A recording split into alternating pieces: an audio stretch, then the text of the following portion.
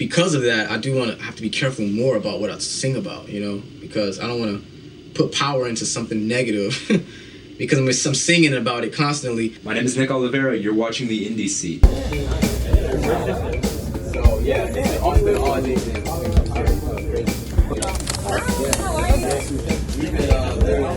My guest today is singer, songwriter, performer Frankie Midnight. Woo! You and me have some history together, and I want to ask you, first thing, you grew up as a theater kid in a pretty rough neighborhood at Miami Gardens. Can you describe what that upbringing was like?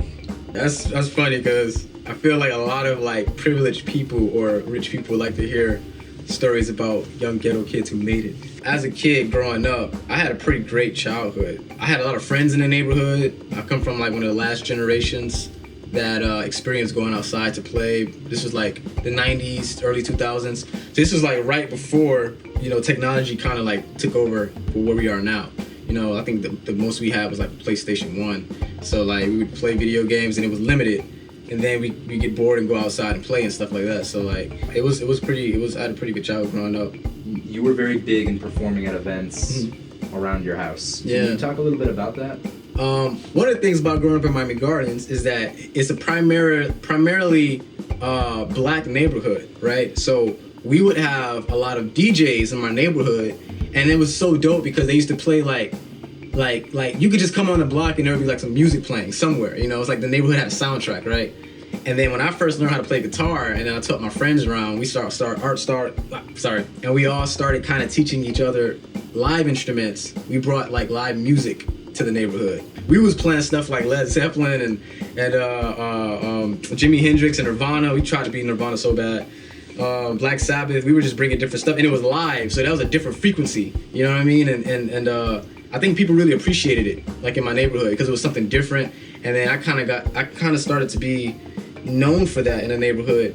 I mean, I was kind of known too for the acting stuff prior, you know, like they would come see, like a lot of my neighbors would come see me at my community shows and theater performances. But to be able to bring like the music element to my neighborhood in that way was kind of dope. Wait, so what's a particular artist that you would play for people and they had they thought maybe you wrote that song yourself, that they had no idea who this artist was? Do you have any particular memories of that? I don't think that's happened. I think maybe one time I did a Nirvana tribute show at Churchill's. We snuck one of our originals in there and they thought it was a Nirvana song. But they were like, yo, I never heard that Nirvana song. That song is so good. And I'm like, yeah, that was one of our original songs.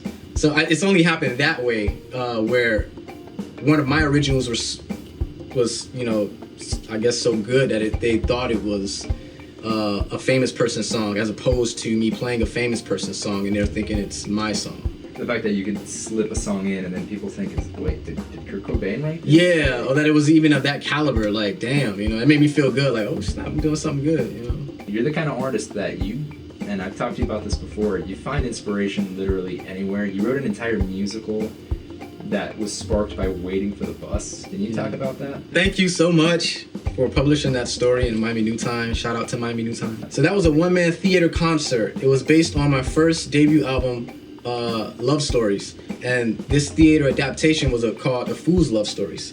The premise of the show was based on one of the songs from the album Communication Transportation, where I'm expressing how much I love my woman so much, who stays literally on the other side of town, that the only things that matter to me in life is catching the bus to see her and making sure my phone bill is paid to talk to her. And so the theater premise was based on that song, and basically it's just me waiting at a bus stop talking to the audience, kind of like a Forrest Gump situation. And in between like monologues, I go to where my band was at, and then I'll start performing live songs, and then it would be a concert type vibe. And then after I performed the song, it would transition back over to me back on the bus stop carrying on with the story. So that was a pretty cool experience. You have this motif, and you could really see it in your music videos, where it's you looking directly at the camera, almost as if you're breaking the fourth wall. As an artist, why do you make that artistic choice? I think as an artist, our job is to communicate with those who we're performing for. So as a performing artist, Our job is to really make a connection with those we're performing for, right? A best way to do that is to break the fourth wall, to actually directly talk to the person so that you can understand and feel exactly what I'm saying to you. You right there, yeah, exactly. You at home. You at home, that's gonna be funny. Explaining breaking the fourth wall by giving an example of it. Breaking the fourth wall, exactly. I want to talk about insomnia. Oh, yes. Okay. As I wipe the sleep out my eye. What was in what condition were you in? Were you actually experiencing a bout with insomnia, or was this... That's real. That's real life, yeah. I go through that every day. Today, like last night, I didn't get no sleep until like 4 or 5 in the morning. I think I went to sleep, I was watching Dragon Ball Super. Started rewatching it. You know, it's something about the lunar energy that makes you, at least me, makes me a little bit more, I think a lot more, you know, at night. And I create more things at night. It's more peaceful and more calm, and it's almost like I have the world to myself at night. So I'm more awake, you know, at night, which started from the reverse sleep habits. I started to feel bad, you know, because then when I would have things to do the next day, I would either miss it or, you know, just sleep the whole day away. It makes me feel very unproductive and just depressed. And then after a while, I'm like, you know, I'm still productive at night, so it's not like I'm completely non-productive or unproductive. Let me not be so hard on myself. I mean, but you're using that time productively. I mean, it's, right. You're not like one of these people who's, you know, just binging, you know, the 9th episode of a Netflix season. You took that time and you made some art out of it. Have you ever written a song because you were struggling with something, and once you got the track out, you felt complete catharsis? You know, no. It's actually been the opposite. It's been the opposite. Well, yes and no, which is why I have to be careful what I write. I got a song called Hypocrite that's on the new album. And I was talking about the characteristics of hypocrisy in a person. Something that I kind of have myself a little. But once I put that song out and I start performing it more, I start noticing me doing even more hypocritical things, almost because I was speaking it more into existence. So I'm like, damn, you know. Even with insomnia, I think since the song came out and I've been performing it more, I've been up more. You know, like, it's weird. It's really weird because, you know, music is powerful, words are powerful. Because of that, I have to be careful more about what I sing about, you know, because I don't want to put power into something negative. Because I'm singing about it constantly. That happened with Tupac Shakur, you know. I'm a big Tupac Shakur fan. But all he rapped about was, like, going to jail, getting shot, and dying, you know. And that's exactly what happened. He ended up getting shot, he ended up going to jail, and he ended up dying. So it's like, dang, you know, we got to really be careful what we you know, put words and music to. Because those combinations are very powerful. You could always write a song about winning the lottery. I wrote a song called Is It Possible? And it's about manifestation and positivity, positive imagery. And we're here now, you know, because this is something I've always wanted to do. You know, this is something I've always imagined doing. And since I've been performing that song more, I've been seeing a lot more things manifest. So what do you think that is, though? Like, just putting that message out there and then you see it manifest around you.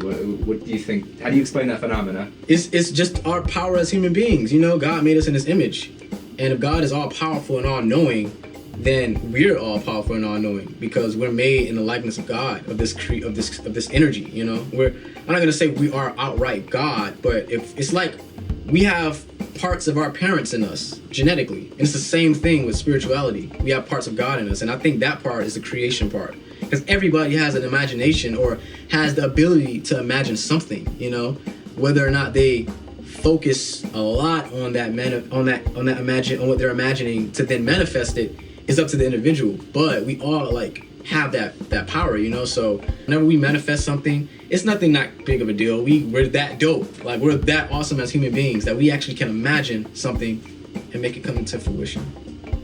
Do you think you have the choice to simply entertain, or do you feel obligated to be something of a role model for those around you? I believe that as an individual, you have free will. That's what we're given when we're born, and that's what is respectfully ours. It's why the angels envy us, because angels don't even have free will. They have to obey what God orders them to do. But we humans have free will.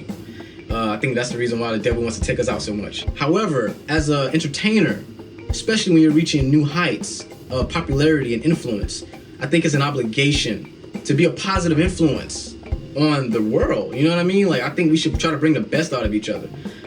If you want to be an individual out of the spotlights, out of all of that fame and all that stuff, then fine, do whatever. You know what I'm saying? We all should try to be our best selves at the end of the day anyway. No judgment, but you know, it is what it is. We all should strive to be as good as we can be, as positive as we can be for others and for ourselves.